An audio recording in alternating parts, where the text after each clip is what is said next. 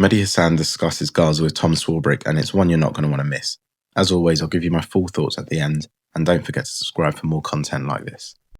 Mehdi Hasan is Editor-in-Chief and CEO of Zeteo news platform. Thanks for coming on the programme, Mehdi. It's good to see you again. I wonder what we're to make of these reports.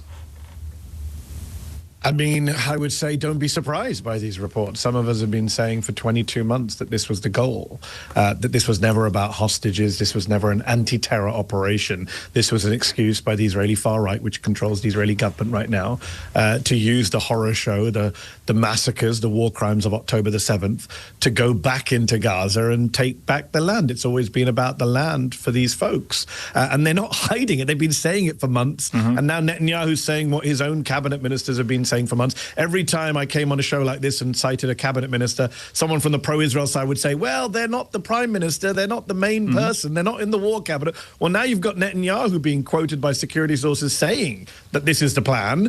They're doing it. They have a green light from the president of the United States. And this is what many of us warned about and worried about. I guess part of the answer, or could be, unless you're right, that the whole aim was to reoccupy Gaza, that if Hamas were to release the hostages, there would be, one would have thought, no logical need to go and reoccupy the whole of Gaza until they do. So a couple of things. I mean, we've been in hostage negotiations on and off for 22 months, especially since last summer when Joe Biden put out that plan and it was supposed, they blamed Hamas and the UN were involved and we've had back and forths. We had a ceasefire, let's not forget, Tom, earlier this year. Donald Trump, a man who I don't like to give credit to for anything, came into office shortly before he was sworn in, got this ceasefire. Some of us warned it was a fake ceasefire. It lasted only a couple of months because the Israelis never planned to stick with it. And Israel unilaterally broke that ceasefire, went back to war, imposed a siege, blocked infant formula and nappies from going into Gaza, and we are where we are. Israeli ministers, Tom, just to be clear to the LBC audience, say again and again that the hostages are not their priority. Those are not my words. The finance minister has said this. The settlements minister has said this. The heritage minister has said this. In fact, last week, Eliyahu, one of the ministers in Netanyahu's government, said we are racing ahead to totally destroy Gaza. We're going to make it all Jewish. I mean, there's no mention of the hostages in that statement. They have a very clear ideological goal, and, when people tell you who they are, believe them the first time. So what do you see as if there is, what is the day after this war looking like, more and more, in your view? Yeah, so that was a question posed. I mean, I've been talking about this since the very beginning, both when I was, I had my show at MSNBC, and then I've been doing interviews like this. And when I'm asked that question, the assumption is the war is ending. And I don't think the war is ending. I think Netanyahu, for both political and ideological reasons, is dragging this out. His own generals have told him there's no strategic value in dragging this out. I don't know if you saw on Sunday, I think it was, 19 former Israeli security chiefs, the heads of Mossad, Shin Bet, the military, the police, have come out saying there is no strategic goal here. We are not winning this war. We have not saved the hostages. This is about Netanyahu trying to save his own backside from going to prison. This is about him preserving his cabinet. So the premise of your question is slightly problematic because it implies there is some end point when the Israelis have made it clear there isn't an end point. This is full-on ethnic cleansing, and the President of the United States has given them a green light. Recent history, relatively recent history, suggests it doesn't go well if you try and occupy a part of the world that is fundamentally hostile to you, to the forces that are going to attempt to occupy it. You'll be in something close to a forever war. Yeah, which is what. So two things. One is you're right, and that's why so many military chiefs and experts are saying we shouldn't be doing this. There is no military value in occupying Gaza in this way. That's one point. The other point, of course, is that let's just be clear again for the LBC audience, just to understand the law here. Gaza is occupied according to the International Court of Justice, according to the United Nations. Even though the Israelis pulled out their, even though the Israelis pulled out their settlers in 2005, they removed the settlements from Gaza. They controlled Gaza's air, land borders, waters, who goes in and out, what goes in and out. So that's what the Gazans have been under for a siege for a while. Both Gaza and the West Bank are occupied under international law. What Netanyahu's proposing to do now is going an extra further and annexing Gaza, making Gaza part of Israel. And of course, here's the key point, which is what the world cannot tolerate, I hope, which is ethnically cleansing 2 million people from Gaza. I mean, I'm old enough to remember the Balkans, Tom. Like, ethnic cleansing in Europe was seen as the greatest crime since World War II. The Serbs were the bad guys. Milosevic went to The Hague. This is what Israel's doing now on steroids.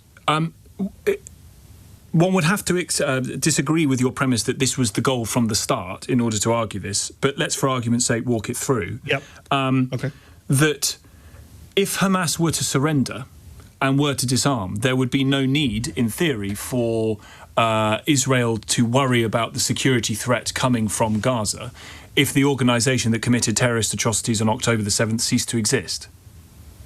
Yeah, but I mean, if it ceased to exist, sure, but that's not how international politics works, right? You can't just fantasize a solution and make it happen. They do exist, right? They do exist. They are fighting. They haven't been destroyed by Israel. I mean, Israel's failed in its own goals of destroying Hamas. If that's a goal you support as an Israeli or supporter of Israel, it hasn't happened. That's why these 19 security chiefs are speaking out. The 19 security chiefs who are speaking out, the former heads of Mossad, they're not pro-Hamas, Tom, are they? They're not. Sure.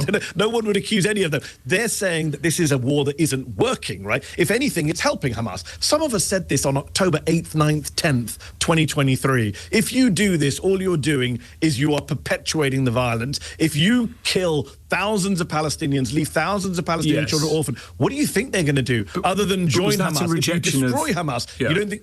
But was that a rejection, Mehdi, of any attempt by Israel to kill the people who committed October the 7th? Were you implacably opposed to any sort of... Not at all. Not at all. No. Not at all.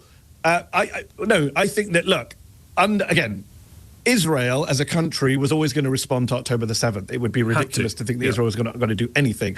The issue is how you respond. Of course. And those of us who had seen Israel in 2014, in 2009, in 2018, remember, the world did not begin on October the 7th, Tom. We have precedents. We have history. Yeah. Israel's been bombing and besieging Gaza for decades. The 2014 war, they killed hundreds of Palestinians, including kids.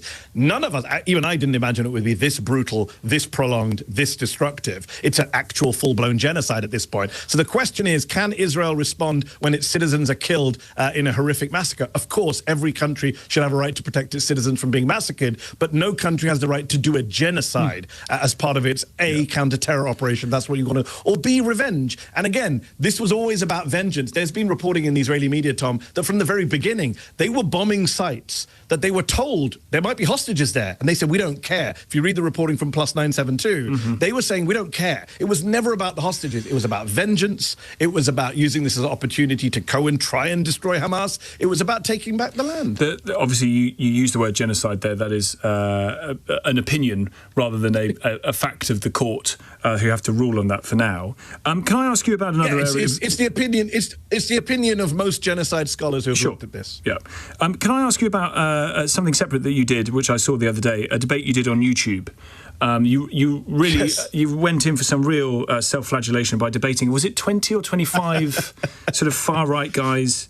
One of whom outed himself to you. Self-flagellation is a good term. Yeah, one of whom outed him to you as a literal fascist who described the Holocaust as, and I'm quoting now, a little bit of persecution.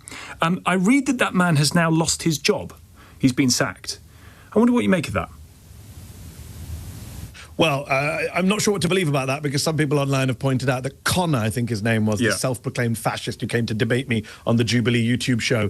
He claimed to have lost his job. He did that thing that lots of right-wing people do where they're like, oh, look at me, I'm the victim. He did a fundraiser, made lots of money from his far-right friends. Turns out, according to some people, and I don't know how true this is, that actually he lost his job earlier this year, and he used this as an excuse to say, I lost my job because of what I said. By the way, I should point out, he was crying about free speech, free speech.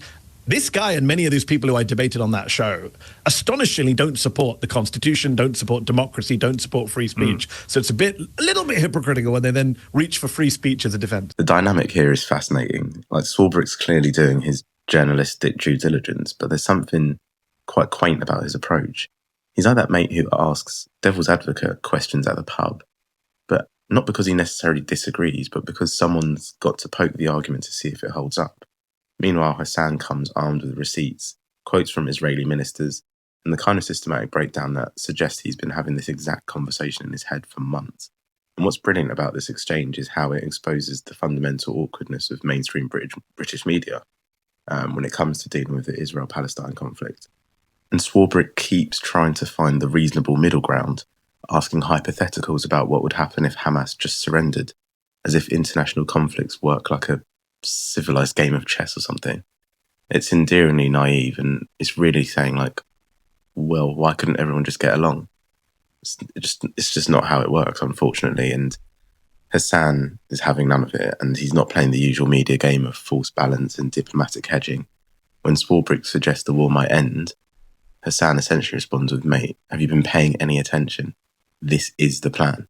It's like watching someone explain to a dinner party guest that actually the house has been on fire the whole time. And no, passing around more canapes won't fix it. The moment where Swarbrick corrects Hassan on the genocide designation, that's an opinion, not a court ruling, is just peak, media training manual stuff. And whilst technically correct and legally sound, it's completely missing the forest for the trees. And it's the journalistic equivalent of pointing out that the Titanic wasn't technically unsinkable while water's rushing into the dining room. But it's uncomfortable, but it's necessary. Let me know what you guys think in the comments. And sorry if I sound nasal. I've been ill for the last few days, so excuse the weird voice that I've got at the moment.